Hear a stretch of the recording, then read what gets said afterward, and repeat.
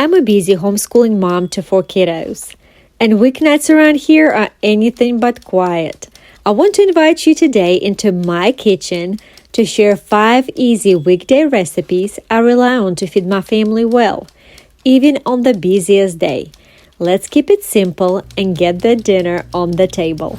Kids are done with school, we ran our errands. I'm going to show you some of the trash finds we pulled today. But for dinner, I want to make lazy cabbage rolls. So good. It has cabbage, carrots, onions. Let me tell you, my kids are so picky about vegetables, but none of them complain about this dish.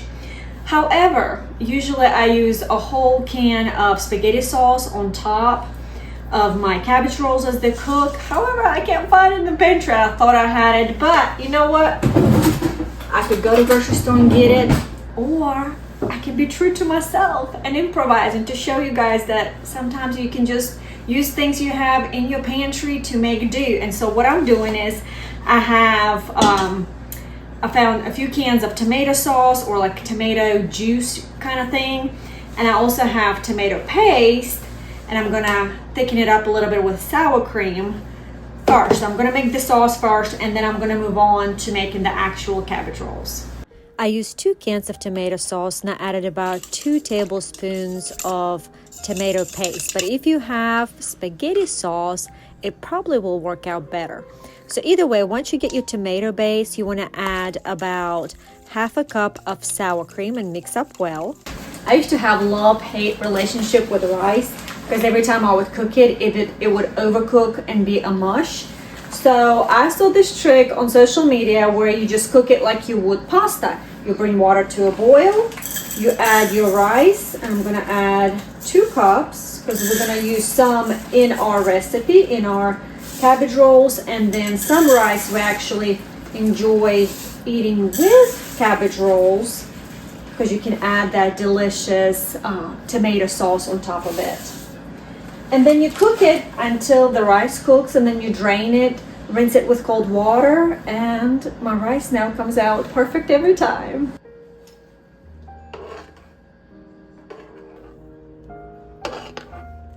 While my rice is cooking, I move on to prepare my ground beef.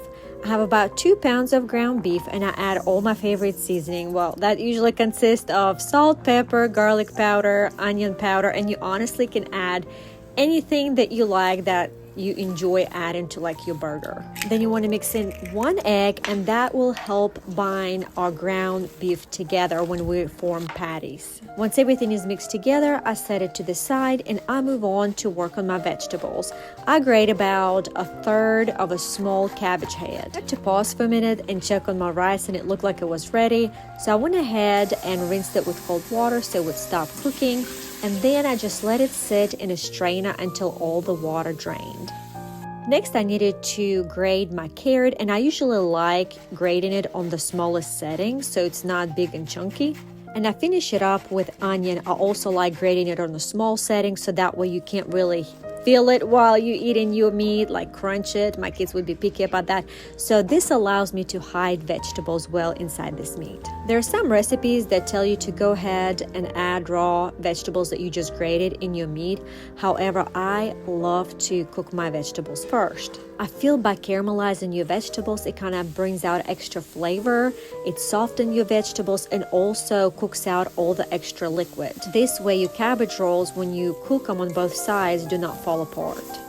What I love about this recipe is that by using rice, it allows me to stretch my meat a little bit further. And it really is up to you how much rice you want to add. Also, by adding vegetables, and I use about half of the vegetables that I have cooked, it'll go in my meat and the other half will go in my sauce.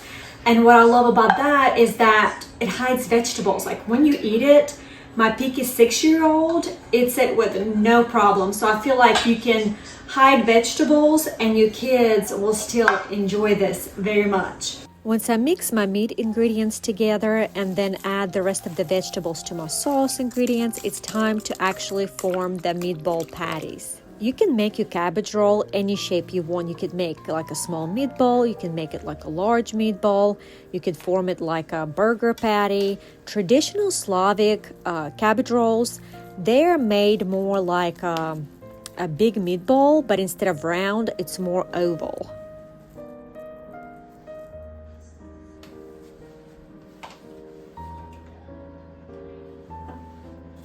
Turn your stove to medium heat and then add a little bit of olive oil, or in my case, I love using avocado oil. You can add any kind of oil. I cook my cabbage rolls in the pan first on both sides, and that's for various reasons.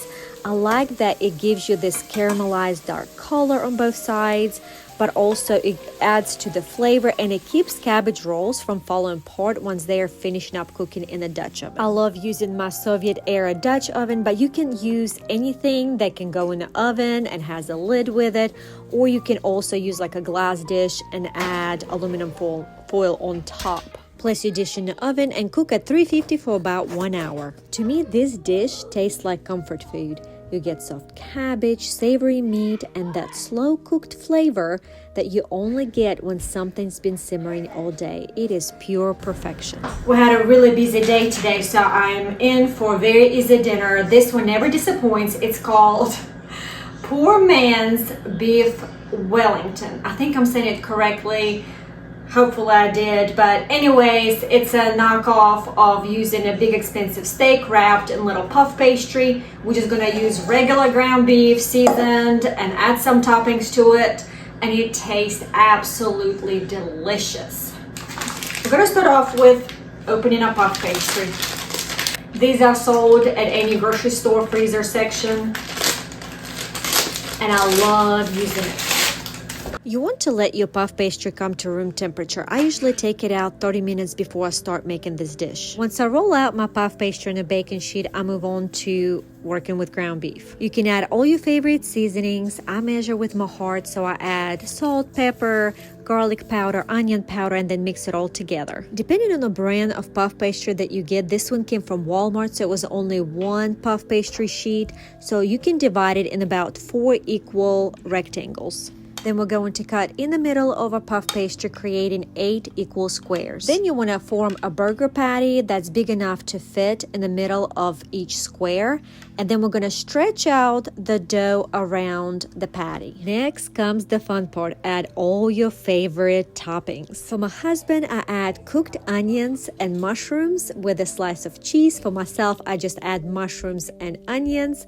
And for my kiddos, it's just cheese. Then I bring each side of the dough up towards the middle. You want to pinch it close so that everything's sealed in. You want to flip it over and place it seam side down so it stays closed while it bakes. On the top, I cut a small vent so the steam can escape, and if you skip this part, your pastry can puff up too much or split open because the steam has nowhere to go. And this is just a mom trick. I mark the tops differently so that we know whose patty is whose. I brushed the tops with egg wash, and then I decided to sprinkle everything bagel seasoning on just a few of them for extra flavor. And as far as side dish goes, because this patty has breading around it, I just make like a vegetable side. I personally think asparagus goes very well with this dish, and I cook mine with garlic and butter. You cook this dish at 400 for about 30 to 40 minutes, and the taste of this dish is out of this world. The puff pastry bakes up buttery and crisp while the beef inside stays juicy and full of flavor. It tastes like something fancy, but it's made for real life. Since we have a few dishes made out of ground beef, it was time to cook something with chicken. And for today, I decided to go with chicken marsala. I said to cook pasta first, and personally, I prefer using angel hair pasta for this dish. We're going to cut a chicken breast in thin pieces, and then you wanted to pound them with a meat mallet until they are no thicker than about ½ inch. In a bowl with flour, you want to add salt, pepper. I also like to add garlic powder and onion powder. We're going to dredge our chicken in flour, and then we're going to fry it in olive oil until golden over medium-high heat for approximately 5 minutes. You do not want to cook too long, as the chicken breast will be quite thin and they will cook fast, and they will additionally will be cooking with our sauce later. Once the chicken is done cooking, you want to remove it and put it on a plate. And we're actually going to use the same pan. I mean, who wants to do dishes twice, right? We're going to add a little bit of butter and then cook our mushrooms. And you can add salt and pepper to them as well. And we're going to saute for about 5 minutes. And then we're going to add 1 tablespoon of flour. You want to stir and cook for a minute longer, and then we're going to add our Marsala wine. Now, I do not use the regular wine, I use cooking wine. After adding 1 cup of cooking wine, we're going to let it cook for about 5 minutes, and then we're going to add 2 cups of chicken broth. You want to bring your sauce to a boil, and then we're going to reduce the heat to just a gentle simmer. And we're going to return the chicken back to the pan and let it heat through in the sauce and simmer, I don't know, I usually do it for about 10 minutes. You will notice that your sauce has thickened, and that sauce is our favorite part. Once we plate our pasta and lay chicken on top of it, we absolutely go to town by pouring that sauce on top of it. It is so good. Chicken turns out so tender, and this sauce tastes so rich, slightly sweet, and downright restaurant worthy. My family absolutely loves this creamy chicken and rice soup. I have dough in my oven rising. I actually use the same dough that I have discovered that my family loved making sandwich bread with. And I'm going to test it out and see in its honey whole wheat bread if making rolls will make them as delicious as just the regular loaf bread, which I'm sure it will. So we're just now cutting up the chickens. I prefer to cut my chicken small chunks.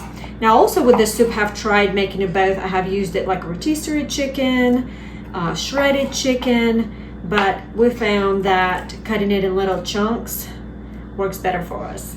I don't know why, but to everybody it feels like it tastes better. We're going to season our chicken with our favorite seasoning, and you are right again. I'm going to use the same thing. I'm going to use salt, pepper, garlic powder, and onion powder. I promise to one day be more adventurous and try other spices. In fact, can I ask you for a favor? Can you let me know what are your favorite spices that I should buy and just keep it in my pantry that is good for like everyday dishes? We're going to brown our chicken in the pan next. Now, when chicken hits the hot pan, the outside browns instead of just turning gray like as if you would just boil the chicken, and that browning creates deep savory flavor. All the seasoning sticks to your chicken, so when you then put it in a pot to cook your soup, all this seasoning will slowly dissolve back into your liquid. And if you skip this stage of browning your chicken and just boil the chicken, you miss all that flavor and your broth just stays kind of flat. And the same thing goes for vegetables. I like to cook my vegetables until they're caramelized. It kind of releases that sweetness in those vegetables and adds very much a deep flavor to your soup. The original recipe calls for 6 cups of chicken stock. I always find later on that I add more chicken soup to kind of thin out our soup. Also, the original recipe calls to make roux as a thickening agent to make your soup thicker and creamier. However, I find I actually had to add more chicken broth to thin it out a little bit, so I skipped the roux part of the recipe. While my soup was simmering, I decided to go ahead and make my bread rolls. I am absolutely obsessed with this sandwich bread recipe, so I decided to see how would it turn out if I try making it into rolls. I shared step-by-step recipe in my last week's video. I will link it to the recipes of this video. Trust me, you want to try this. It is the most soft, the most incredible and healthy bread you will ever eat. The way I make my rolls is I pinch the dough together and then I cup it with my hand and I gently push it through the circle that I make with my thumb and my middle finger. You want to tug the seams underneath until it forms a smooth ball, and then you're going to place seam down on your baking sheet.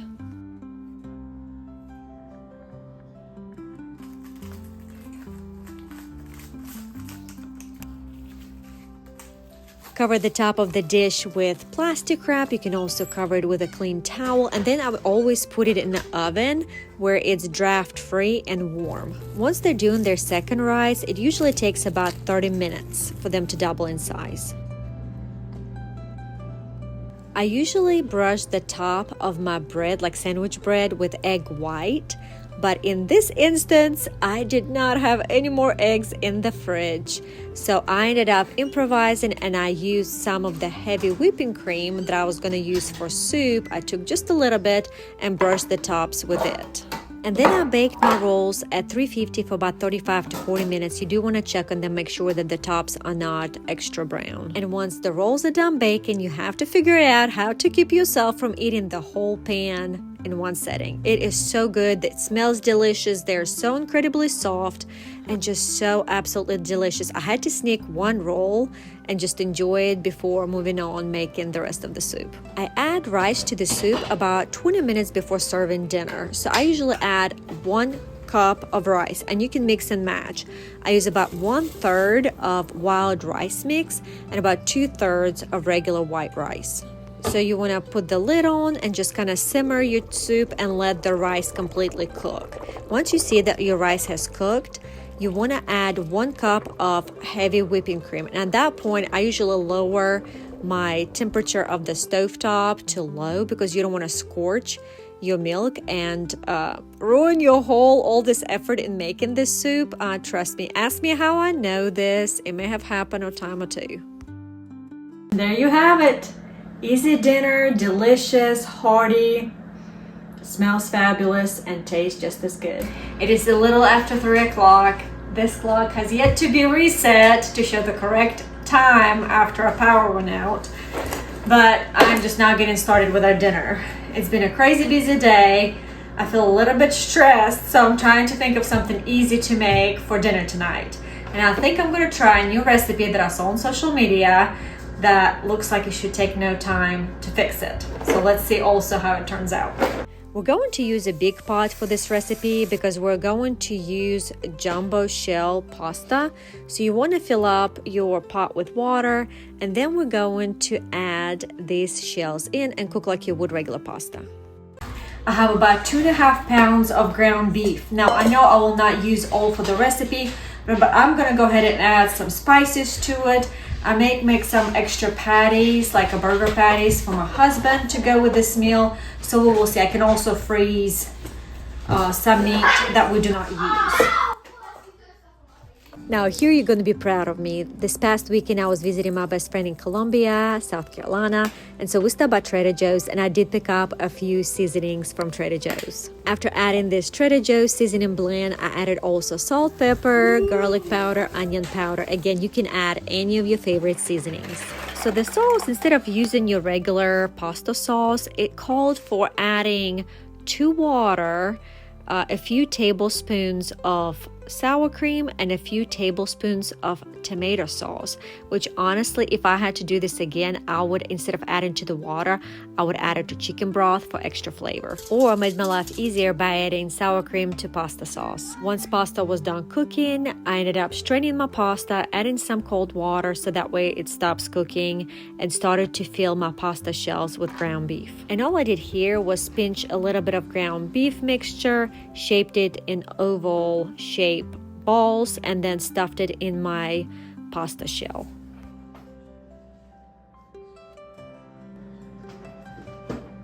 Our noodles are stuffed. I do have a little bit of noodles left here, and all my 2.5 pounds of meat is gone. I did stuff them pretty full. So now what I want to do is I'm going to add onion rings on top.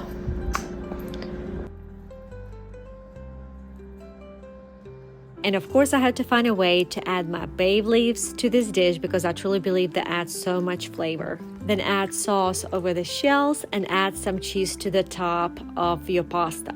Now, I do not like cheese, so I saved a little section for myself without cheese, but otherwise I use mozzarella cheese for the rest of my family. If you have a lid, add the lid to the top of your dish, or you can do just like I did and add aluminum foil to keep all the moisture inside. I really love the concept of this dish, but honestly, I felt like the flavor was lacking something. Now, I did not have cheese on my side, so it may be the cheese part, but it just was missing something. When I make this dish again, I am going to add Italian sausage to the ground beef mixture. I think it will add the flavor that I think the ground beef was missing. I ended the night with making my husband some cookies to take to work, and I always go for something easy. And that happened to be Mexican wedding cookies. See you on the next page where I will share more delicious and easy recipes with you next week.